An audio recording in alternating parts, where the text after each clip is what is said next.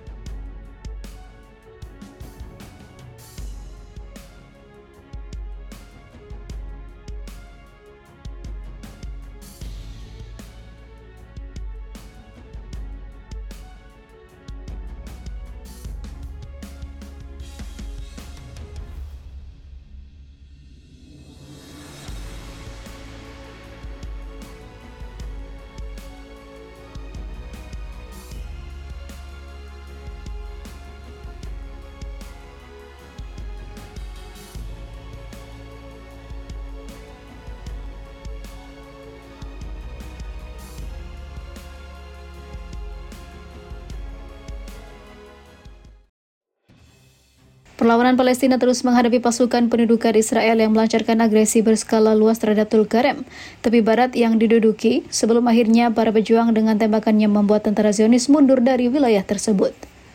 Brigade Al-Quds dan juga Brigade Tulkarem mengkonfirmasi bahwa para pejuang yang meledakkan alat peledak rakitan IED di lokasi penembak jitu dan pasukan pendudukan Israel di kota tersebut kocar kacir.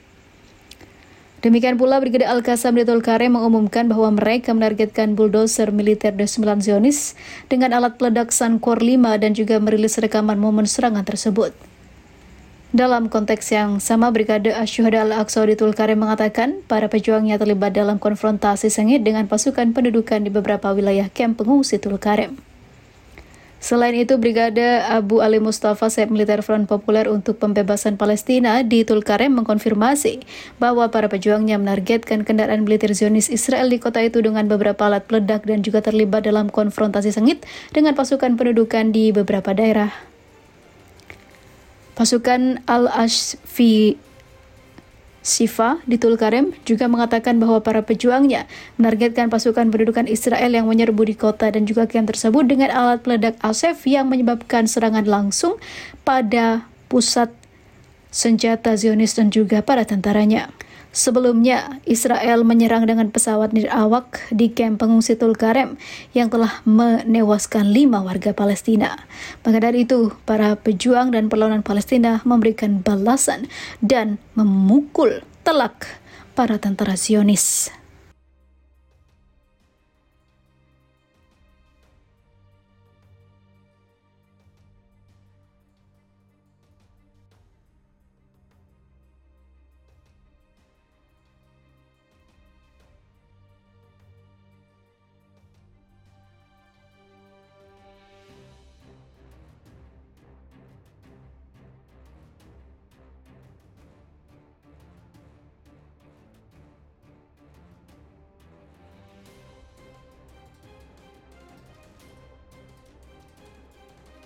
Hukum mati Netanyahu. Dunia sadar akan watak Israel. Benyamin Netanyahu adalah penjahat kemanusiaan.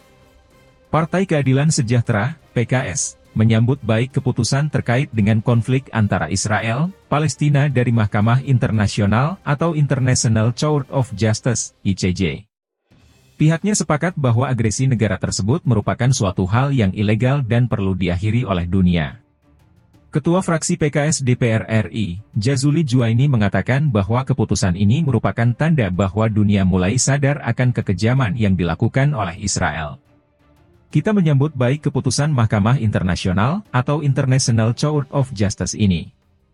Hal ini menandakan bahwa kemanusiaan dunia masih ada dan dunia semakin sadar apa yang dilakukan Israel tidak bisa lagi ditolerir, ungkap Jazuli, dilansir Senin, 22 Juli 2024. Jazuli menekankan bahwa keputusan ICJ tidak boleh berhenti hanya sebagai fatwa atau seruan tanpa aksi penegakan hukum. Ia menegaskan bahwa sebagai lembaga pengadilan tertinggi PBB, keputusan ICJ harus ditegakkan dengan tindakan nyata untuk menghentikan pendudukan Israel di semua wilayah Palestina. Keputusan Mahkamah Internasional itu sejatinya adalah suara kemanusiaan mayoritas negara dunia sehingga tidak ada alasan bagi PBB untuk tidak bisa menindak Israel agar hengkang dari wilayah Palestina, tegas Jazuli. Jazuli berharap keputusan Mahkamah Internasional dipedomani sebagai solusi permanen untuk penghentian genosida atas rakyat Palestina, perwujudan Palestina merdeka, dan penghentian total penjajahan Israel. Jazuli juga menekankan pentingnya mengadili Benyamin Netanyahu dan pejabat Israel lainnya sebagai penjahat perang dan kemanusiaan. Bersamaan dengan itu, Benyamin Netanyahu dan pejabat Israel segera diadili sebagai penjahat perang dan kemanusiaan, pungkas Jazuli. Keputusan Mahkamah Internasional ini diharapkan dapat menjadi tonggak penting dalam perjuangan rakyat Palestina untuk merdeka dan mendapatkan hak-haknya sebagai bangsa yang berdaulat. Masyarakat internasional, termasuk Indonesia, diharapkan dapat terus mendukung dan mengadvokasi pelaksanaan keputusan ini untuk mewujudkan perdamaian dan keadilan di kawasan tersebut.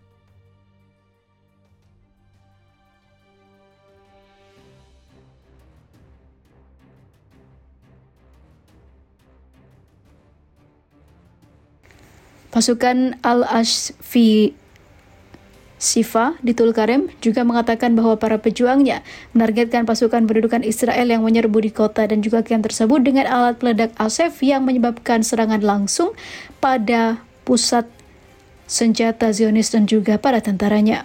Sebelumnya, Israel menyerang dengan pesawat nirawak di kamp pengungsi Tulkarem yang telah menewaskan 5 warga Palestina. Maka dari itu, para pejuang dan perlawanan Palestina memberikan balasan dan memukul telak para tentara Zionis.